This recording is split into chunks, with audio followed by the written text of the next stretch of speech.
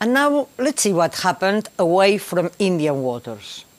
From the 13th century onwards, another name for China, Cathay, had been gaining prestige in the West. It was, by any estimation, a peculiar name, related to the Kitai, a tribal group that after establishing a kingdom in northern China, had afterwards fought and won some battles against the Muslims. This gave the Kitai an impressive aura among the Western crusaders that were just at that moment fighting against Islam on the shores of the Mediterranean. The legends went as far as claiming that these Kitai were in fact Christians governed by an extremely wise king, known as Prester John. So this is how some people in Europe, especially the Pope and King Louis in France, began to imagine an extremely rich and powerful nation in the Far East named Cathay, after the Kitai that lived there. This is the Cathay that 13th century Western travelers were looking for when they headed for the steppes of Central Asia. This was also the name given to the Chinese by William of Rubruck, a Franciscan friar who in the 13th century was sent on a mission by the King of France to find out about the Tartars. He called the Chinese Cathayans, and he was so impressed by them that he was the first to claim that Cathay and Serica were in fact the same place. A few years after Rubruck came Marco Polo, who embellished Cathay with powerful images of wealth and urban civilization. The strange thing is that Marco Polo is supposed to have sailed in the waters of the Indian Ocean. And although he stopped in many ports in the Indian Ocean and in the Persian Gulf, he never mentions Sind. Even if, for many people, his stories were far too fanciful, his influence on map-making was decisive, and Cathay appeared for the first time in 14th century Western maps.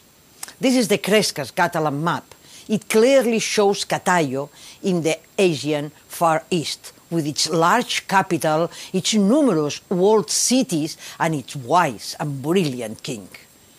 This same preeminence of Cathay appears in the narrative of Ruy de Clavijo, a Castilian traveller who in 1403 was sent by the King of Castile to Samarkand as ambassador to Tamerlane. While crossing the Iranian plateau, he described the wealth brought to Hormuz in the Persian Gulf by the boats coming from Cathay.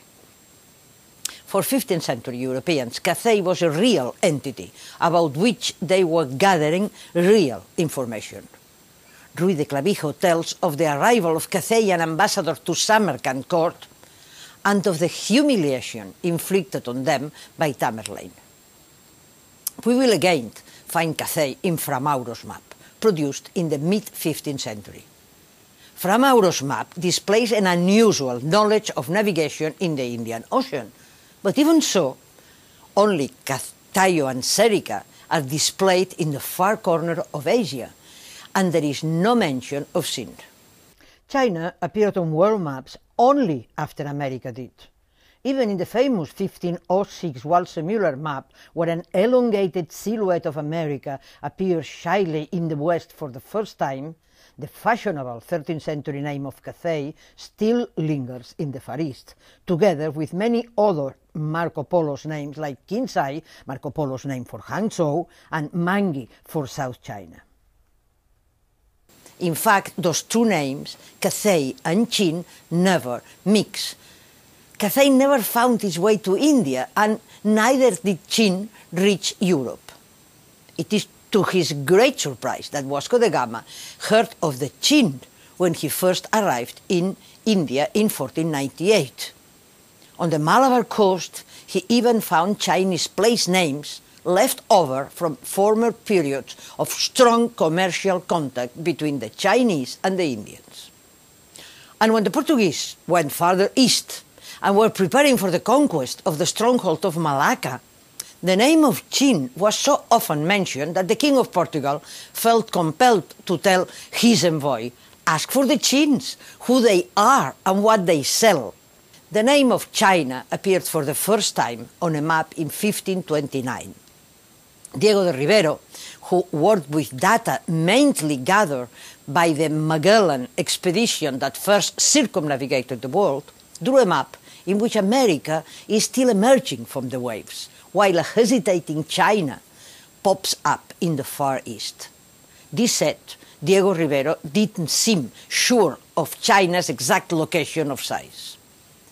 It was in 1570 that China and America simultaneously found a permanent place in Western map.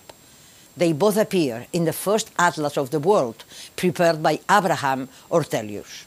The atlas contains 53 leaves, and China occupies one of them with its name clearly marked and its Great Wall proudly in place. Even so, on the world map at the beginning of Ortelius' atlas, China shares space with a resilient Cathay. To finish this lecture, let's recall that, as we have seen, up to the 16th century the name for China in fashion in Western Europe was Cathay, while in the Indian Ocean it was Sind. It will take still a few years for the West to fully understand that Serica, Cathay and Sinur China were the same. The credit for this goes to Martín de Rada, a Castilian Augustinian who traveled to China in 1575 and stated finally and for the first time that the entity that the Chinese called Taming was the same one that the Venetian Marco Polo called Cathay, and that this country was China.